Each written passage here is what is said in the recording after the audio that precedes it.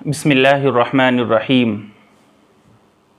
آج کی نشست میں آپ حضرات کی خدمت میں چند ان جانوروں کا ذکر ہوگا جن کی قربانی درست نہیں ہے۔ عیوب کے سلسلے میں فقہائے کرام نے ایک ضابطہ بیان کیا ہے۔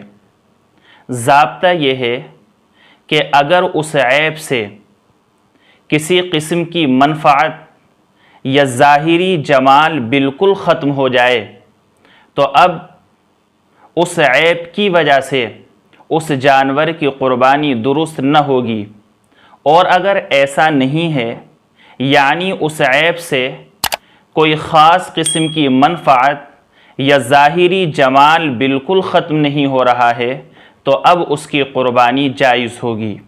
اب مسئلہ یہ آتا ہے کہ ایک جانور ہے، اس کا کان کٹا ہوا ہے، تو اس کی قربانی درست ہے یا نہیں؟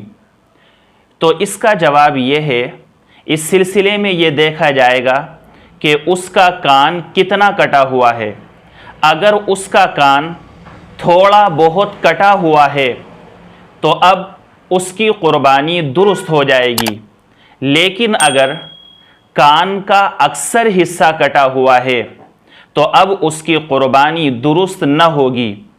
اور اگر کوئی جانور ایسا ہے کہ پیدائشی طور پر اس کے کان ہی نہیں ہے تو اب ایسے جانور کی قربانی بھی درست نہ ہوگی۔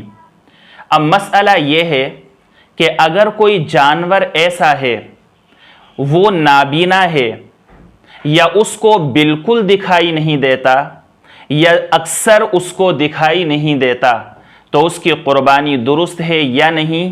تو اب اس جانور میں یہ نابینا ہونا، اندھا ہونا یہ عیب پایا گیا، لہٰذا اس کی قربانی بھی درست نہ ہوگی۔ اسی طریقے سے اگر کوئی جانور ایسا ہے کہ اس کے دانت بالکل ہی نہیں ہیں، سارے دانت ٹوٹے ہوئے ہیں کہ زیادہ تر دانت ٹوٹے ہوئے ہیں، تو اب اس سلسلے میں کیا حکم ہے؟ تو اس سلسلے میں فقہائے کرام نے یہ بیان کیا کہ اگر کسی جانور کے اکثر دانت ٹوٹے ہوئے ہیں یا اسی طریقے سے بالکل دانت ہی نہیں ہیں تو اب ایسے جانور کی قربانی درست نہ ہوگی۔ ہاں اگر ایک دو دانت ٹوٹے ہوئے ہیں کہ جن کی وجہ سے وہ چارہ کھانے پر قادر ہے اور اس کو کوئی دشواری نہیں ہو رہی ہے تو اب ایسے جانور کی قربانی درست ہے۔ اسی طریقے سے اگر کوئی جانور ایسا ہے کہ اس کی جیب کٹی ہوئی ہے جس کی وجہ سے وہ چرنے پر قادر نہیں ہے تو اب اس کی قربانی بھی درست نہ ہوگی۔